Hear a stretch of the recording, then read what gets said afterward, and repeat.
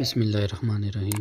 Y P shift एपकर इन XRD. आज मैं आपको बताने लगा हूँ कि किस तरह के एक्सआरडी के ग्राफ में पीक्स हमारी शिफ्ट होती हैं। एक्सआरडी ग्राफ बेसिकली हम रिसर्च में यूज़ करते हैं स्टडी करने के लिए उसको। तो सम टाइम हमारे पास ऐसा होता है कि हमारी पीक्स जो सी हैं वो हायर एंगल पे या लोअर एंगल पे शिफ्ट हो जाती हैं, या कुछ पीक्स मिक्स हो जाती हैं। तो मैं आज बताऊँगा कि क्या रीज़न है इसके बिहाइंड।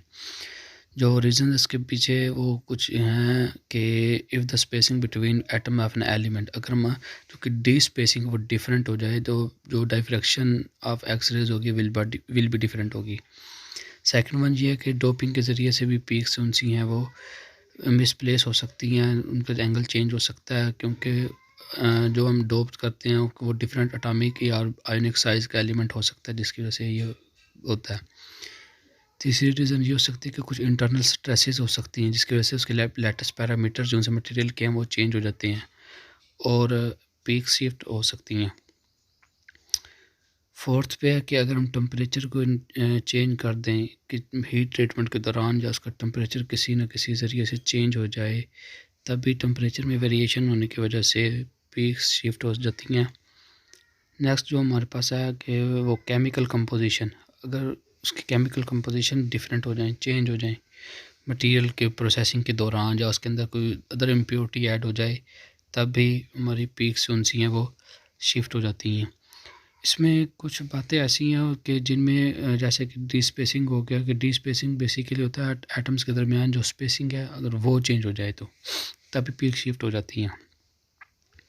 नेक्स्ट हम देखते हैं दो मज़ीद जोन सी हैं कि एक अनीलिंग है, और अनीलिंग एक ऐसा प्रोसेस है हीट ट्रीटमेंट का जिसके अंदर हम हीट करते हैं। अगर हम heat for a long time के लिए, ज़्यादा टाइम के लिए अगर हम अनीलिंग करते हैं तो इसमें तब भी जो सी रिक्रिस्टलाइजेशन होती है क्रिस्टल की वो रिक्रिस्टलाइज हो जाता है, जिसकी वजह से उसमें कुछ रिफ्लेक्शंस मिस हो जाती हैं, या उसके जो ग्रेन साइज़ हैं मटेरियल के ग्रेन साइज़ चेंज हो जाते हैं, उनकी ओरिएंटेशन चेंज हो जाती है, जिसकी वजह से पीक्स शिफ्ट हो जाएंगी या पीस मिक्स प्लेस हो जाएंगी। सेकंड वन ये है कि हमारा जो सैंपल होता है उसको ना टिल्ट होना चाहिए एक्सआरटी के दौरान, ना ही उसको स्कैनिंग के दौरान हमने उसको चेंज करना है, उसको हिलाना नहीं है।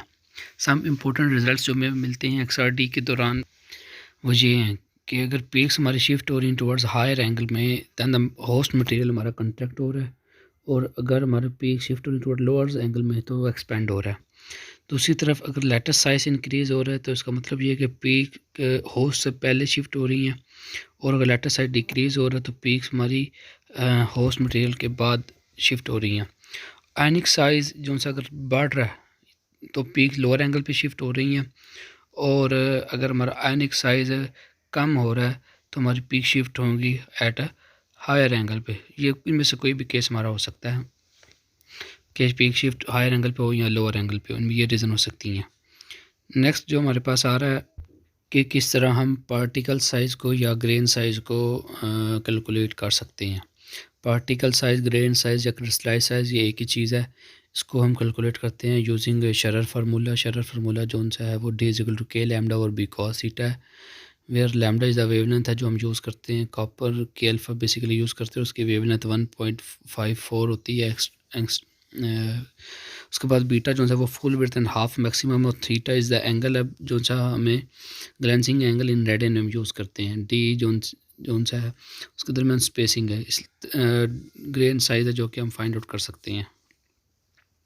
नेक्स्ट जो क्वेश्चन रिलेटेड हैं, जो क्वेश्चन पूछे जा सकते हैं आपसे कि ड्यूरिंग वाइवा या किसी भी एक्सआरडी के रिलेटेड के कौन कौन से चीज़ें, तो वो जो क्वेश्चन मैंने हाईलाइट किए हैं कि हाँ, फर्स्ट क्वेश्चन है कि हम एक्सआरडी क्यों यूज़ करते हैं एटॉमिक स्ट्रक्चर को स्टडी करने के लिए। सेकंड वन ये है कि हम 2 थीटा क्यों यूज़ करते हैं। थर्ड वन ये है कि क्रिस्टलाइज साइज़ किस तरह हासिल किया जाता है। Full width and half maximum क्या होती है, और एक्सआरडी और एक्सपीएक्स क्या होती है। तो फर्स्ट क्वेश्चन है कि हम एक्सआरटी क्यों यूज़ करते हैं। एक्सआरटी बेसिकली फिंगरप्रिंट है किसी भी एटॉमिक स्ट्रक्चर का। इसमें हम 2 थीटा इसलिए यूज़ करते हैं कि 1 थीटा जो उनसा है वो फॉर इंसिडेंट बीम के लिए होता है, और 1 थीटा फॉर रिफ्लेक्टेड बीम के लिए होता है। नेक्स्ट जो क्वेश्चन है कि एक्सआर को एक्स-रे को हम क्यों एक्स-रे को ही क्यों स्टडी करते हैं? तो वो इसलिए कि एक तो बेसिक इसमें ये है कि इसकी जो वेवलेंथ है वो इतनी स्मॉल होती है as compared to deep spacing के। तो इसकी वजह से इसमें पॉसिबल ही नहीं है कि वो पार्टिकल कोई भी है वो उसके ऊपर वेवलेंथ ना जाए, वेव्स को स्टडी ना कर सके। इसीलिए हम इसको फिंगरप्रिंट बोलते हैं।